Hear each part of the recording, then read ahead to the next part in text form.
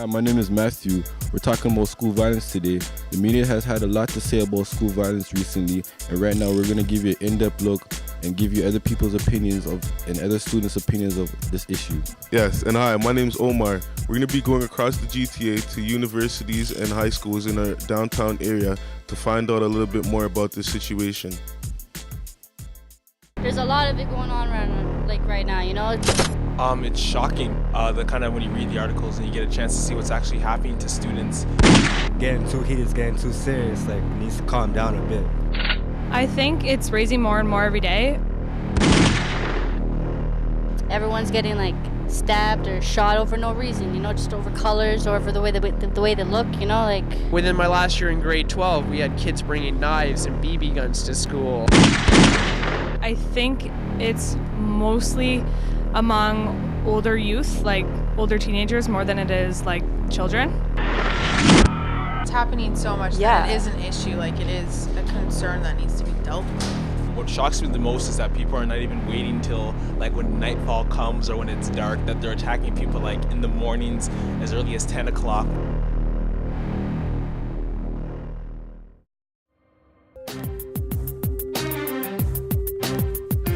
Why do you think students are killing other students and teachers?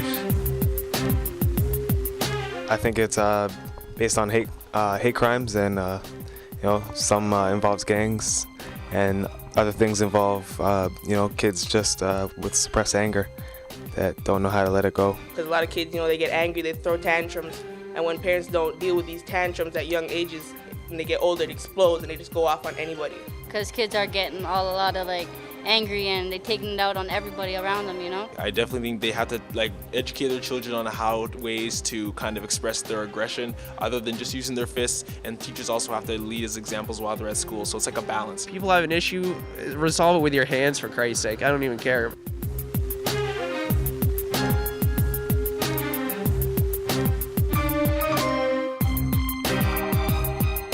You say that the teachers lack support for the students in the schools then? I'm not going to say all, I'm not going to generalize to all of them, but I've seen from my experience at least, there's some kids in Markham that are just, they're just not very good kids, right? But they're completely ignored by the school, and then they'd end up getting suspended for getting into a fight or something like that, in the odd. So from what you've seen, more support from the teachers would definitely help the violence in schools? Oh yeah, for sure. I mean, you have teachers that just don't like kids and so they ignore them. So there are a select group of teachers who will, everybody has that one teacher who you're yeah, I remember you, and they were good for you. But generally, most teachers just don't have the time to do it because they have to focus on getting the curriculum out. Then kids don't want to really stick around. They want to be in and out, do the books if they even do show up, right? Well, there always comes you can't cross the line with the teacher trying to hold back the student in an event like that. The teacher, they have a responsibility, but not the pressure can't be always on them. Should they be trained within that area as a police officer would before they become a student, before you become a teacher? No, that's intense. More just a person to talk to, more like a counselor. Yeah. So they should know the basic takedowns then. Yeah. Yeah. Some teachers probably, if they don't know how to fight, maybe you should learn to fight. A lot of teachers I know from when I was in high school, they do a lot, I'm going to teach you and then leave. They don't really get involved in the students' lives, and they should because they're the ones there. Do you think the parents leave too much responsibilities up to the teachers? I actually do, yeah. I think people just send their kids to school and then that's it. Are you aware of other high schools in Toronto being violent? Yes, it's a lot in the news right now because of Jordan Manners and the new report that they've put out. Jordan Manners, 15 years of age, was shot dead in the middle of C.W. Jeffries in May of 2007. The Toronto District School Board was pressured into conducting a thorough investigation to find out what had happened. 3 months later, the committee came out with a report of recommendations. These are some of the recommendations.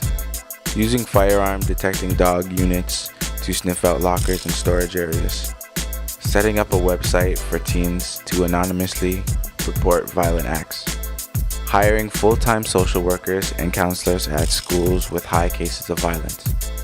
Apart from the teachers, parents have a responsibility for the well-being of their children. Most parents have no idea what's happening in their child's school life. Parents need to be far more involved with what their children are doing in school and out of school. So if they engaged more in their children's lives, I think it would help a lot too in solving problems. Yeah, I think there should be a little more support for kids that are in stressful situations, maybe at home, and someone so they can call and have someone to talk to. I think there should be more teachers. I know they're busy with their work life, but they should always get involved with their kids. That's why there's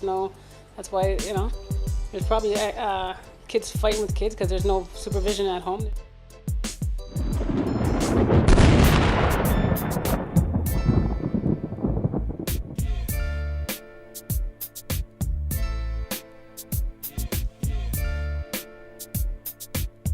After school programs?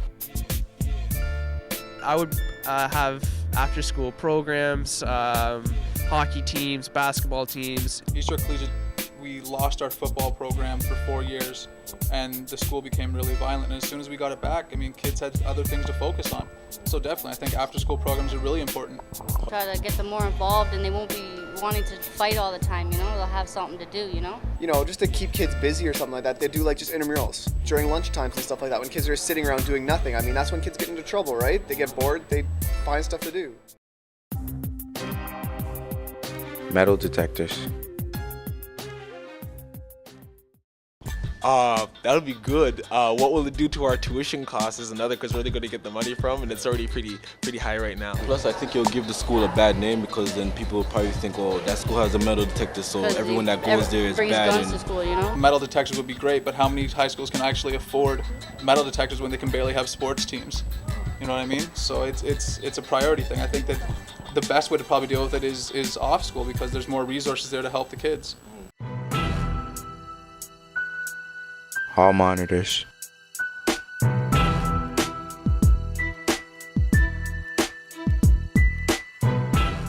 I think schools should have more security or hall monitors so that there can always be supervision in the halls so that these things can't go on without there being someone witness to it or being able to stop it at the time.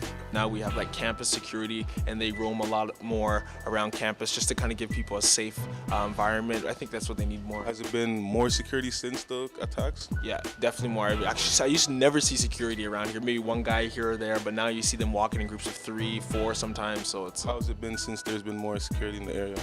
I think it's been better. A lot of the female friends tell me that they can always, just call on campus security when they need to, so that's always good.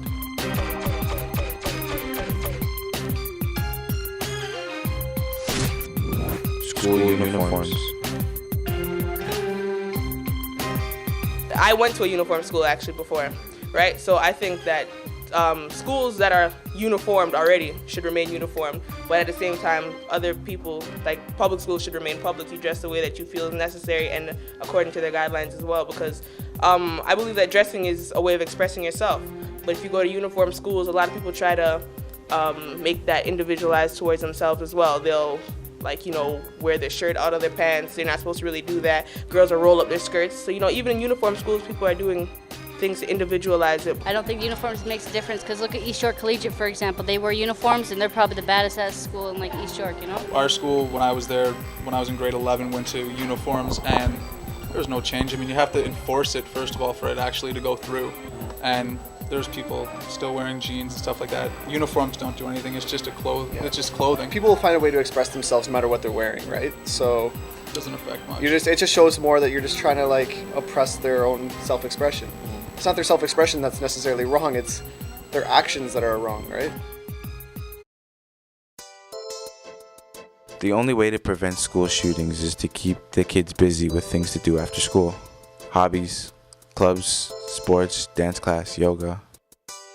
Also have the kids do more anger management exercises in the classrooms to help them properly deal with the problems that they face in everyday life.